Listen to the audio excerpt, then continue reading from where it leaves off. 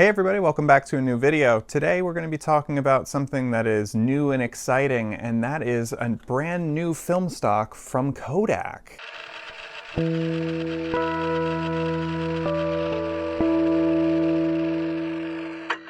So if you've been on social media over the last month, on October 1st, Kodak announced the release of two new film stocks, and that is Kodacolor 100 and Kodacolor 200. Now, these film stocks, there's a lot of speculation about them. Some people are saying that they're rebrands. Now, Kodak did say that they are existing sub-brands of Kodak. So presumably this is something that has been seen before somewhere, but no one's quite sure exactly what it is. So we're going to take a look at it and just see what some of the sample images look like. We'll unbox it and I'll load it into a camera and we'll take it out into the world and get some shots with it. Now here we have our box of Kodacolor 200. So I think this is interesting because this is like a little bit of a different look for Kodak. You sort of expect now, like from Kodak, a lot of their films have branding looking like this, right? That Kodak Professional for some of them, but you know, they usually do with like the colored stripe. So to have this new black colored stripe, to have, you know, it looks just a little bit different than some of their other branding, but still very much recognizably Kodak, I'd say. So let's open up the box here. I already looked, there's nothing on this box that specifically gives any kind of indication what, you know, film stock this might be based on. But let's just pop it open. And here we go. Here is our Kodacolor 200. Now, I'll say this will be interesting because I have shot a lot of Kodak Gold 200. I don't actually like it that much. Kodak Gold 200 is not my favorite. I'm more of an Ultramax 400 kind of fan. So I'm really curious to see exactly how this film performs because, again, it'd be nice to have a 200 speed film that I do like. Not to say I won't use gold if I have it, but you know, I've shot gold 120, I've shot gold 35mm. I just don't love the shots that I get out of it. Like, it's fine. So anyway, after all that ranting, here we go. Let's load up this Kodacolor here. I've got my Praktica Super TL3 here. Nice and easy to load. We're able to just go like that. Grab our Kodacolor 200 here. Just make sure that the spindle here is flat. We'll drop it in. Lock it in place. Pull it across. Make sure it sets in these teeth down here. We're in. And let's give it a wind. We're on. Let's take this out in the field and see what we get.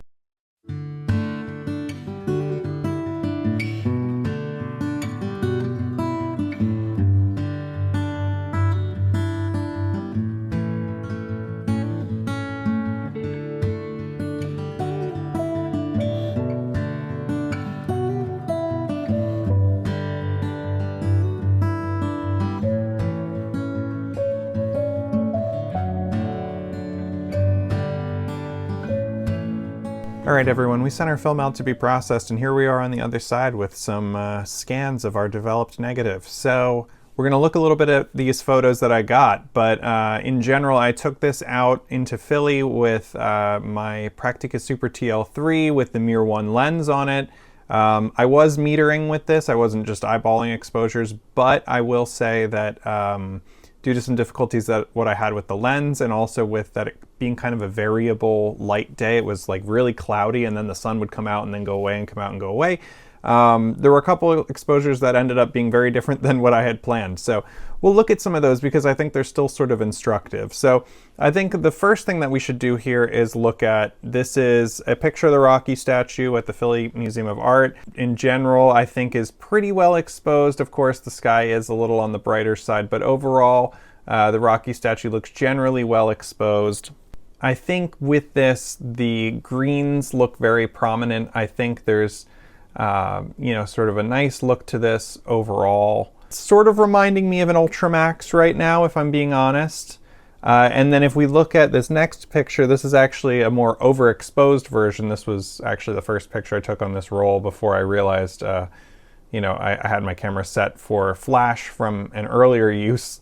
And so the shutter speed was really slow on this. But if we're looking here, you can see some of what's happening with the overexposure. It's definitely washed out the greens and really pulled out some of more like the yellowy tones, which that like whitish yellowy when overexposed again is giving me kind of like an Ultramax sort of vibe, if I'm being honest.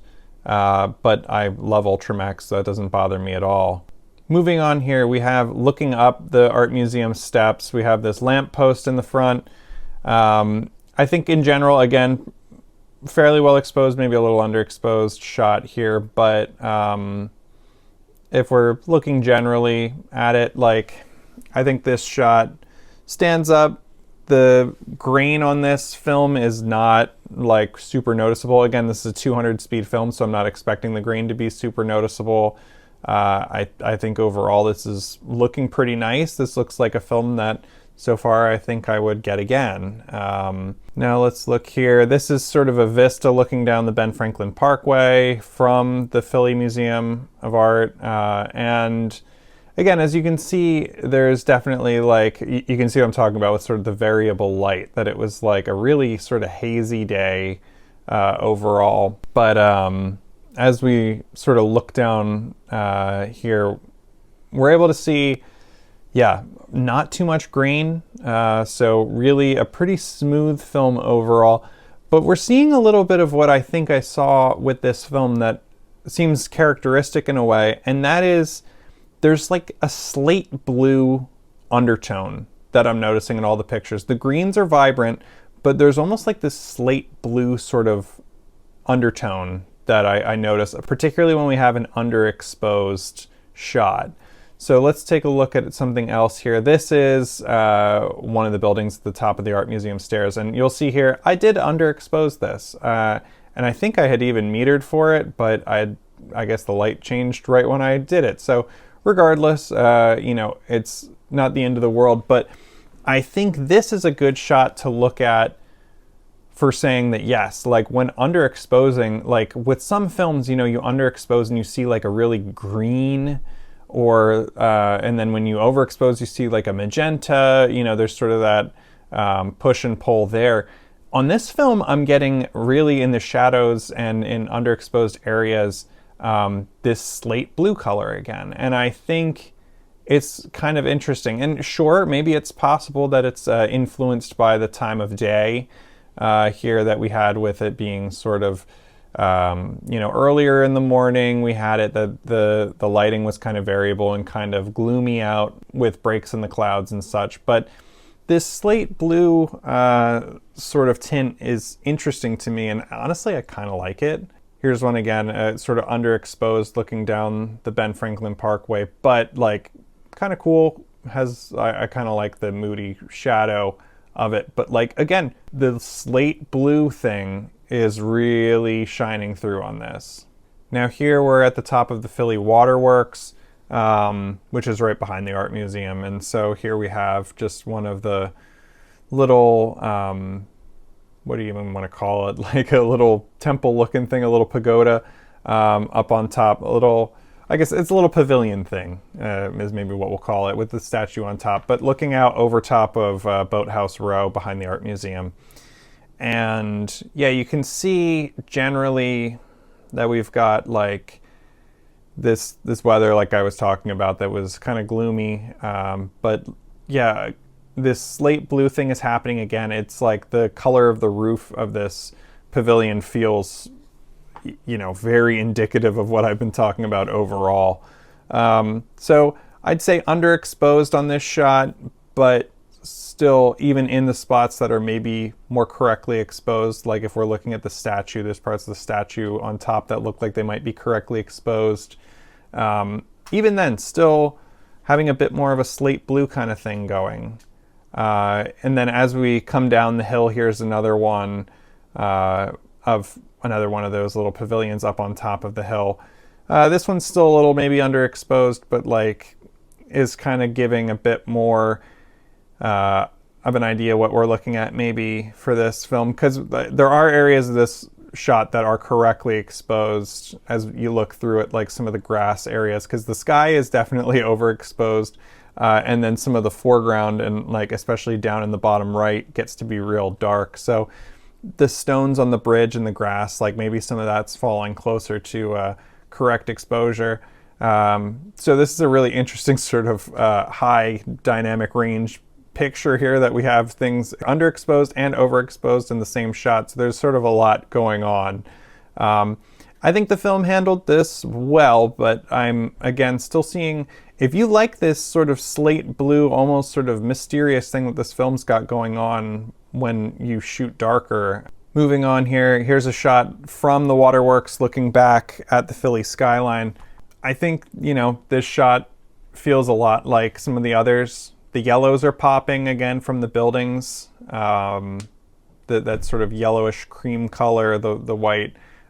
Greens popping over on the bridge, and that sort of slate blue undertone. That's been like, at least for this film, as I'm looking at it overall, it feels like yellows and greens with that slate undertone is like the main sort of look for this film. It happened to be that while I was down at the waterworks, there was a couple down there taking some wedding photos. And so here's that photo. Again, they're not the most exposed under the pavilion itself, but as we look up to the top there, we can see that eagle, which is kind of yellow. Looks nice. Some of the greens that we have in the sort of mid-ground there, the ones that are more correctly exposed, those like in the bottom right there, those look nice. And then out onto Boathouse Row looks nice. But yeah, overall, I ended up shooting a lot darker with this film than I had actually fully meant to. And it's not to say that's a bad thing. So here we are then from the Ben Franklin Bridge, looking back at the Philly skyline. These blues, these like railings on the bridge, I think had a really nice sort of true to life rendering again as we look at sort of this slate blue thing we have going, which again, totally possible that it's a result of the light directly, but that blue just looks nice, looks very natural in this sort of color. And again, as we see the buildings that have maybe a bit more of like a yellowish, beige, taupe, whatever color going on, those are really what's popping. Some of the brick like reds are noticeable. They're a little like on the washed out side, I'd say, for this film stock, at least again in this lighting, in these conditions. There's always caveats, sure. And then here's one more shot. This one looks a little bit more correctly exposed, whereas so many of the others were less so. In this one, I'll say this is again giving me kind of Ultramax vibes. Overall, I think though that the blues look really nice in this. The taupes and those sort of yellows have again lightened up and almost gone more toward the white side. Whereas the brick colors are still, I think, just a little washy, and that might be, again, the light here that we have. So that's it, guys. That was a full roll of the new Kodacolor 200 film. I'm really curious to hear what you guys think. In my opinion, I would get another roll of this because when I compare this to Kodak Gold, I don't love Kodak Gold. I know I said it before. I'll put on screen here just like, you know, a shot of Kodak Gold and then a shot with this Kodacolor 200. And I just personally feel like and again, maybe this is user error, the shots that I feel like I've gotten from Kodak Gold inspire me a lot less than shots I've gotten on Ultramax, on Portra, on, you know, T-Max 400. Like, you know, there's so many other Kodak film stocks that I've tried, and Gold always impresses me the least for whatever reason. I've used Portra 160 and felt better about it. So I don't know what to say to that, but this Kodacolor 200, I would get more of this because if it's giving me on some of the overexposed shots, it's giving me sort of Ultramax colors, which I like. And in the underexposed areas, it's giving me this slate blue thing, which I think is kind of moody and kind of cool and kind of different. And then in the middle, we're really seeing those greens, we're really seeing those yellows, and again, sort of, I think, complementing those blues. I think it's nice. I think it's a really good film, especially for outdoors. And when we looked at some of the people, like if we're going to look at anyone's skin tones in this, I'll put one more up here from the Rocky Steps. The skin colors came out pretty well, I think, overall, too. Again, playing into maybe the yellows and washing the reds a bit, like we've been saying. But regardless, I think some of that can also be due to the lighting conditions that we had, which were so variable here. So yeah, would I get this film again? Absolutely, I think so. I'd be curious to see how different the Kodacolor 100 is, if really at all. I haven't shot a ton of 100 speed film. The most I've really shot is some of the lomography color negative 100. I've had fine results with that. That sort of has like a reddish undertone, I feel like, that I really pulled out in a lot of my shots. But this film feels a little more of something that I would use rather than Kodak Gold 200. So I think I'll stock up and probably get a couple more rolls of this, test it out and see if there's anything different that comes out of it. Because maybe I'll change my mind. Maybe if I shot this on a brighter day that wasn't so overcast, maybe the slate blue thing's all in my head. But I'd be really curious to see if you in the comments have shot this brand new Kodak film. Tell me what you thought, if you shot the 100 or the 200. I'm really curious to hear, because if I'm going to give this a review out of 10, I'm going to say I'm going to give this maybe like a 6 or a 7 out of 10, that I think this is a good, better than like everyday sort of film. This is something that I think if I'm going to put Ultramax at a 5, because that's something that I tend to use, and maybe like Fuji 400, people say they're the same thing. I don't know. I'll put those both roughly at a 5, because like they are good casual films that I don't feel bad about burning. Like if I want to just go out and take some pictures, I'm gonna put Gold at like a 4, because again, I don't get that good at pictures with Kodak Gold, and I know other people do, so, you know, whatever. But I think maybe this would end up at a 6-ish, because then above that, I'll have things like HP5, Portra 400, even Portra 800. Like some of those film stocks I really like a bit more. But for a general sort of all-purpose, if I wanted a 200 speed film, yeah, best believe I'm going to get this one compared to really any of the other 200 speed films out there. So yeah, I'll give this like a 6 or a 7 probably out of 10. So thank you so much for watching, guys. If you like this video, give it a like. If you have anything more to say, let me know in the comments. And if you want to see more videos like this, please feel free to subscribe. Until next time, bye.